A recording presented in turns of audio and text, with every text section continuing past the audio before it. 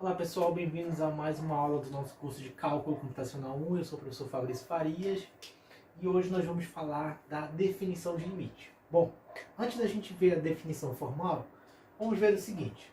Seja um f uma função e p um ponto no domínio de f ou extremidade de um dos intervalos que compõem o domínio de f, vamos considerar 4 situações, tá?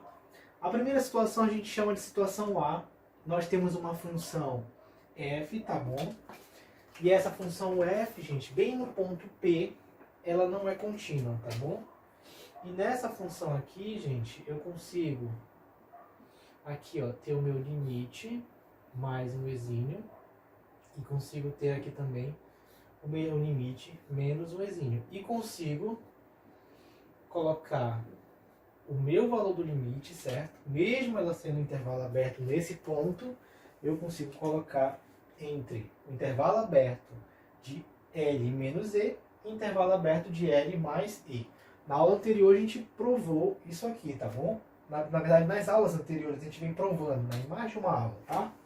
Então, nesse caso aqui, gente, eu consigo calcular o limite dessa função, mesmo sabendo que eu não consigo encontrar aqui o valor do f de p, porque o valor de f de p aqui, nesse ponto aqui, ele não existe, então ela não é contínua nesse ponto específico, tá bom? No B aqui, no B eu tenho aqui também, ó, a minha função f, e eu quero saber o valor do limite, tá? Justamente nesse ponto P.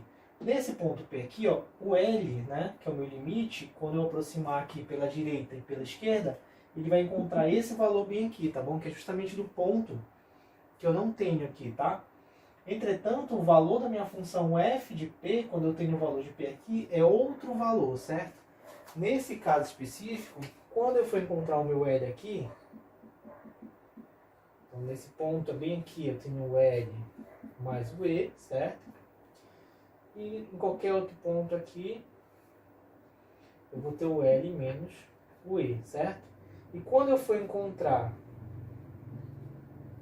aproximando aqui, esse L aqui, eu vou verificar o seguinte, que o valor desse meu L, ele é diferente do valor do meu f de p, tá?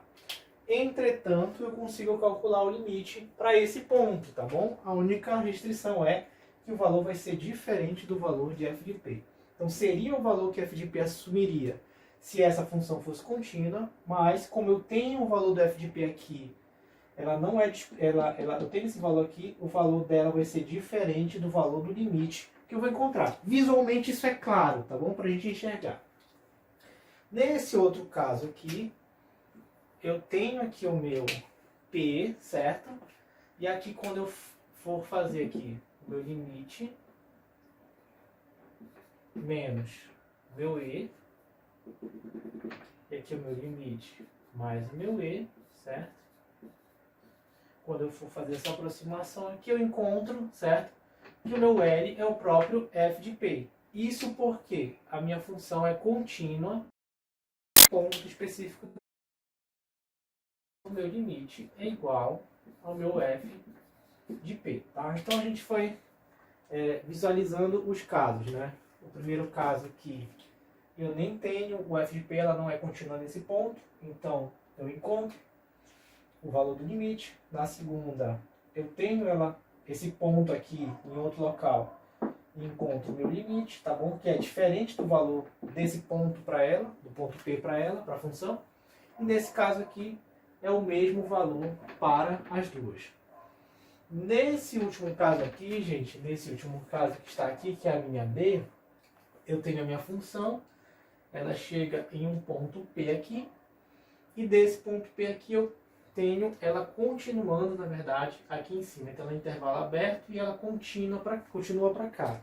Nesse caso específico, gente, se eu aproximar por aqui, por exemplo, com um L menos E, e eventualmente pego um outro ponto aqui, L mais E, e tento aproximar, o que acontece? Eu não tenho como fazer isso, certo? Por quê? Porque ela tem um intervalo aberto aqui, ela é descontínua nesse ponto e ela continua mais em cima, certo? Nesse ponto. Então, nesse caso, não existe o limite, certo? Tá? Então, nós temos essas 4 possibilidades aí de situação. O que nos leva à nossa definição do limite, tá bom? O que é que a definição diz? Sejam f uma função e p um ponto do domínio de f, p é um ponto do domínio de f, ou extremidade de um dos intervalos que compõem o domínio de f, dizemos que f tem limite em p se, para todo e maior que zero dado, existir um delta maior que zero, tal que, para todo x pertencente ao domínio da minha função. Então, essa é a restrição, que é a definição da função contínua. Então, se não existir um delta maior que zero para um e maior que zero, então eu não posso ter um limite, certo? Então, você pode provar matematicamente, utilizando aquela propriedade 1 que a gente viu, se posso ou não posso ter um limite. E aqui eu faço a representação, tá? Na forma de módulo. Poderia ser na forma que a gente já estava mais habituado também, tá? Então diz que 0 tem que ser menor do que o módulo de x menos p, que tem que ser menor do que delta, que implica no módulo de f de x menos l ser menor do que o e, tá bom? Tal número L, que quando existe, é único. Então, para cada função, para cada ponto da função, você tem apenas um limite, para cada ponto, né? E ele será indicado dessa forma. Limite de f de x quando x tende a p. Assim, o limite de f de x quando x tende a p, ele é dado por L, tá? O resultado é o valor L, que pode ser definido pela propriedade que para todo e maior que zero, existe um delta maior que zero, tal que para todo x pertencente ao domínio da função, ou seja, para qualquer ponto da minha função, tá? Eu tenho que o zero vai ser menor do que o módulo de x menos p, que é menor do que o delta, que implica no módulo de f de x menos l, que tem que ser menor do que o e, beleza? Então essa é a definição do nosso limite. Vimos ela através da exemplificação dos gráficos. Aqui eu posso ter um limite no A, posso ter um limite no B, posso ter um limite no C, e já aqui no D eu não tenho limite, por ela não ser contínua nesse ponto aqui, certo? Então, eu espero que vocês tenham entendido. Eu vou apagar o quadro e já retorno. Bom, gente, voltando, vamos ver algumas observações, na verdade 3, que podem ser úteis para a gente daqui para frente. A primeira, ela diz o seguinte: suponhamos f definida em P, tá? Comparando as definições de limite e a definição de continuidade, a gente vai ter essa seguinte conclusão aqui resultante: que quando o f, que é a minha função f, é contínua no ponto P, isso vai dar um resultado equivalente ao resultado do meu limite, tá bom? O resultado do meu limite de quê? Limite da minha função f de x, quando x tende a P, vai ser o próprio valor do meu f de P. Então, o meu L, que é o resultado do meu limite, vai ser o próprio f de P, quando essa função ela for contínua naquele ponto. Isso a gente já tem falado de forma intuitiva, já fez vários exemplos, tá? Mas agora a gente está formalizando com uma observação, tá bom? Segundo, o limite de f em P, ele não depende do valor que assume em P, tá bom? Ele não depende desse valor. Por isso que a gente consegue aproximar, certo? A gente consegue pegar valores próximos de P à esquerda e à direita e a gente consegue encontrar o valor de P, como a gente já viu também da forma intuitiva. Dessa forma, mas vai depender do quê? Dos valores que assume nos pontos próximos de P. Então eu aproximo, certo? Nos valores próximos de P eu consigo identificar esse valor, tá? O valor de quem? O valor de f nesse ponto P. Quando estivermos interessados no limite de f em P, basta olharmos para os valores que f assume no intervalo muito próximo, muito pequeno, intervalo aberto, contendo o P, tá bom? Então isso a gente já viu também, a gente sempre aproximou, desde eu acho que da primeira aula lá de limite, a gente tem falado disso de uma forma intuitiva.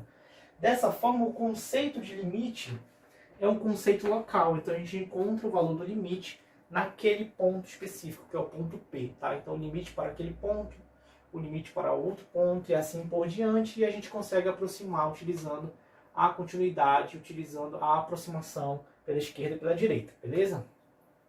Outro ponto, seja um f e g, tá bom? São duas funções, tá?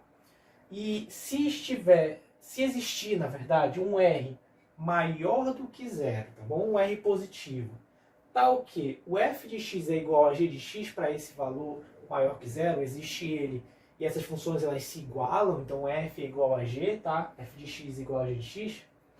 Para um caso aqui específico, tá, gente, que eu tenho um p menos r, então substituir aqui o meu delta por r, menor do que o x, menor do que um p mais r, tá? Onde esse meu x, o valor dele vai ser diferente do valor de p, tá bom?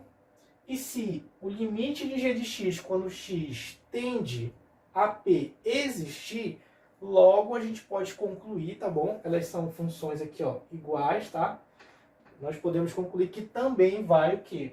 Existir um limite de f de x quando x tende a p. Portanto, o limite tanto de g de x quando x tende a p e o limite de f de x quando x tende a p, ele vai ser igual, tá bom? Então nós temos essa propriedade aqui, essa observação também respeitada, tá bom? Gente, na aula de hoje nós vimos a definição de limite, nós vimos algumas observações chaves que podem ser úteis para nós, tá bom? Na verdade vão ser úteis porque elas estão associadas com aquilo que a gente está aprendendo durante o nosso curso, tá bom? E na próxima aula nós vamos começar a fazer exercícios, tá bom? Para poder fixar melhor esse conceito de limite. Como sempre, eu agradeço vocês por assistirem até aqui e até a próxima.